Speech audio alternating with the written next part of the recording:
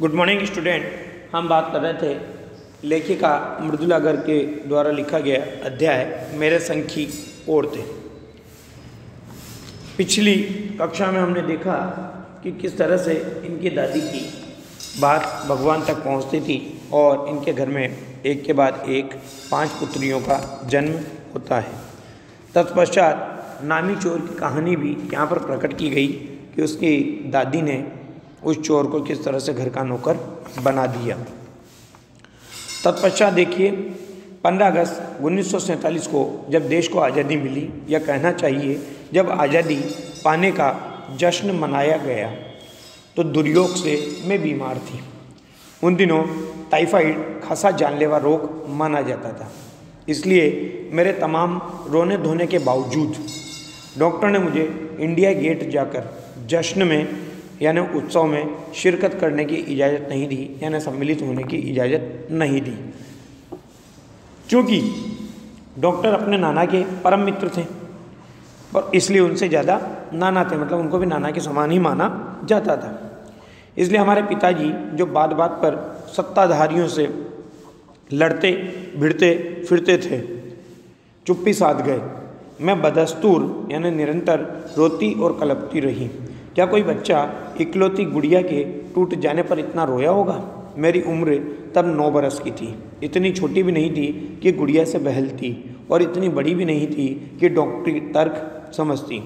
तंग आकर पिताजी मुझे ब्रदर्स कारामज़ोव उपन्यास पकड़ा गया, मतलब ये बीमार थी तो इसको जाने की अनुमति नहीं दी। अब पिता ने भी इस बारे में कुछ नहीं कहा क्योंकि डॉक्टर ने उनको मना कर दिया था। तब ये रोती रही और रोती रही, तो इसको क्या किया, बाद में इसके पिता के द्वारा ब्रदर्स कारामज़ोव उपन्यास पकड़ा दिया गया।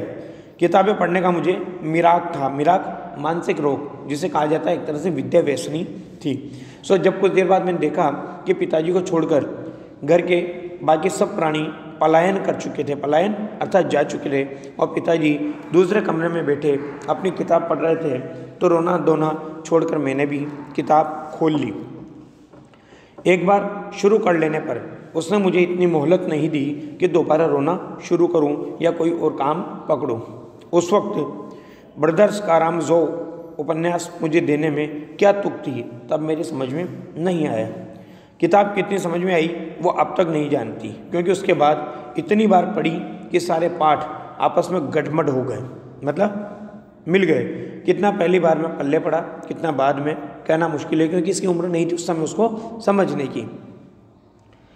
पर इतना विश्वास के साथ कह सकती हूँ कि उसका एक अध्याय जो बच्चों पर होने वाले अनाचार अत्याचार पर था, मुझे पहली बार में ही लगभग कंठस्थ हो गया था। क्यों? क्योंकि इसकी समान उम्र थी और समान उम्र के बच्चों पर होने वाले अत्याचार इसे आसानी से याद हो गए। उम्र के हर पड़ाव पर वो मेरे साथ रहा और मेरे लेखन के एक महत्वपूर्ण भाग को प्रभावित करता रहा। जैसे जादू का काली, मेरा नाटक नहीं, वो 3 किलो की छोरी जैसी कहानियाँ, व कटगुलाब उपन्यास के कई अंश, ये इसके द्वारा रचित रचनाएं हैं जिनमें उस लेख का जो इसने बचपन में पढ़ा ब्रदर्स कारामज़ोव में, उसका प्रभाव कहीं न कहीं आता रहा। अब माजी की मन्नत का असर रहा होगा कि मैं ही नहीं, मेरी चारों बहनें भी लड़की होने के नाते किसी हीन भावना का शिकार नहीं हुई।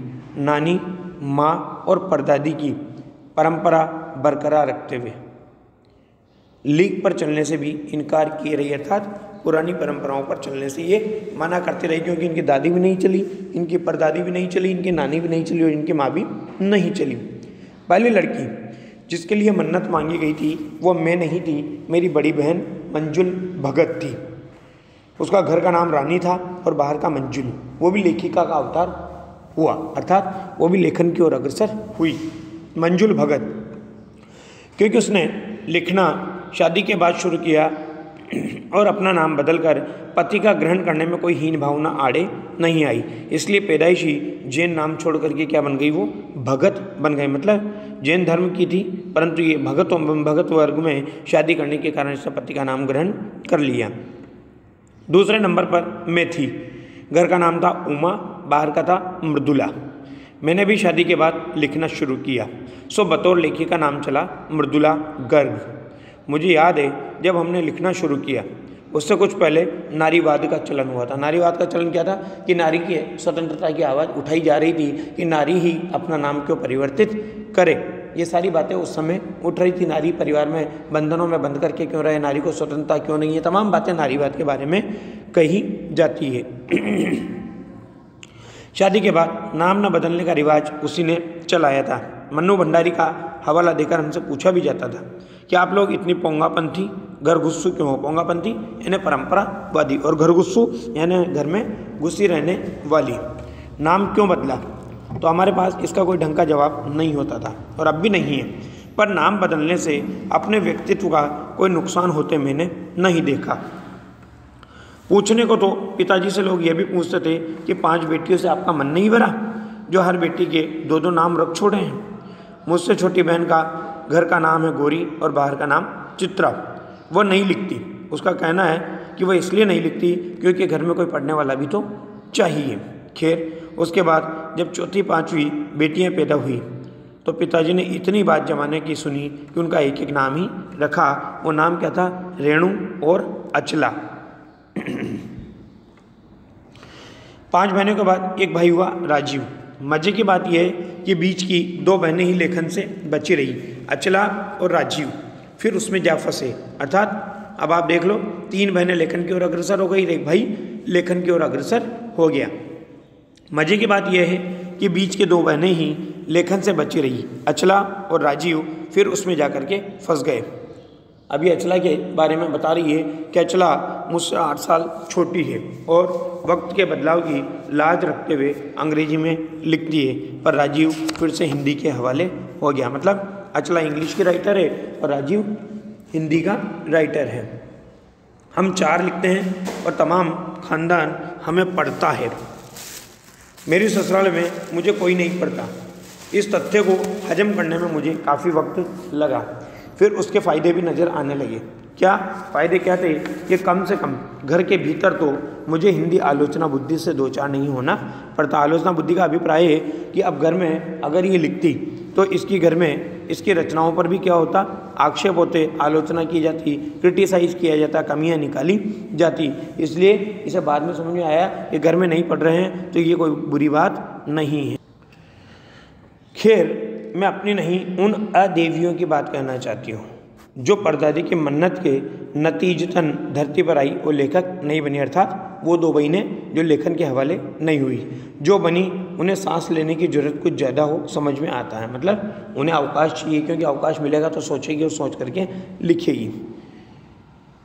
जैसा मेरे पिताजी ने एक बार मंजुल से कहा था कि कोई दम नहीं घुटता, सांस लेने की जरूरत ही ज़्यादा है। पर यहाँ तो हम शेर तो ये लेखिका बहनें 1.25 शेर थी। 4थे नंबर वाली रेणु का आलम यह था कि गर्मी की दोपहरी में स्कूल से वापसी पर जब गाड़ी उसे और उससे छोटी बहन अचला को बस अड्डे से लेने जाती तो रेणु उसमें बैठने से इनकार कर देती। उसका कहना था कि यूँ थोड़ा सा रास्ता गाड़ी में बैठकर तय करना सामंतशाही का प्रतीक था। वास्तव में था, क्योंकि उससे दिखावा होता है पैसों का। जब ज़्यादा दूर नहीं है तो आपको पैदल स्कूल जाना चाहिए।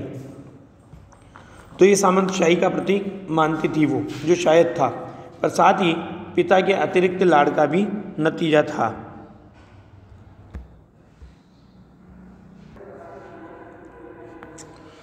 और रसोइये को खाना खिलाकर जल्दी फारिग करने की लाचारी का भी। मतलब रसोइया भी क्या करना चाहता था? जल्दी से खाना खिला करके फ्री होना चाहता था।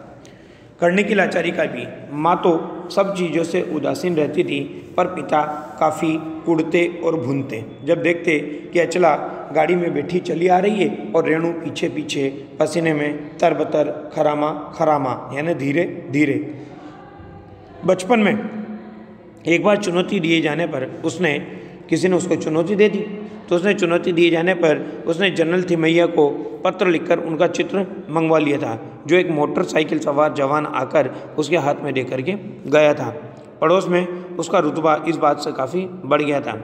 गाड़ी में बैठने के साथ उसे इम्तिहान देने से भी परेशान, मतलब परीक्षा भी नहीं देना चाहती थी। स्कूल तो जैसे तैसे पास कर लिया, पर जब BA का इम्तिहान देने की बारी आई तो वो अड़ गई और कहने लगी पहले मुझे समझाओ कि बीए करना क्यों ज़रूरी है, तब मैं इम्तिहान दूंगी। अगर मुझे यकीन आ गया कि हाँ कोई फ़ायदा है तो मैं एग्ज़ाम दूंगी, वरना नहीं दूंगी।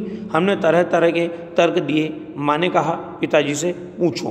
तब उसने पिताजी से पूछा तो पिताजी ने कहा नौकरी कर पाओगी, शादी कर पाओगी, लोग इज्जत से देखेंगे, वगैरह वगैरह। विभिन्न प्रकार के तर्क दिए गए, परंतु कोई भी तर्क उसको विश्वसनीय नहीं लगा, न रेणु को न खुद उन्हें। आखिर उन्होंने उसी कुतर्क का सहारा लिया। कुतर्क मैं कह रहा हूँ इसलिए तुम्हें पढ़ना पड़ेगा। तो उस कुतर्क का सहारा उसके द्वारा लिया गया जो युगों युगों से माँ बाप के काम आता रहा है। कहा बीए करो क्योंकि मैं कह रहा हूँ करो। रेणु ने बीए कर तो लिया पर सिर्फ पिता की खुशी के लिए, यानी पास होने लायक नंबर लाकर। सच बोलने में वो माँ से भी 2 कदम आगे हैं। गनीमत यह है कि आधा समय उसके सच को सुनकर लोग सोचते हैं कि वो मजाक कर रही होगी, इसलिए वो बिना मेहनत किए वो लोगों को हंसाए रख लेती है। आज भी उसे कोई इत्र भेंट करता है तो वो कहती है नहीं चाहिए, मैं तो नहाती हूँ। इस प्रकार से इनकी जो 2 बहनें थी जो लेखन के हवाले नहीं हुई, वो अलग स्वभाव की थी, उनका चरित्र अलग था, वो भी थोड़ी सी अलग परंपरा पर चलने वाली थी। बाकी आगे की क्लास में धन्यवाद।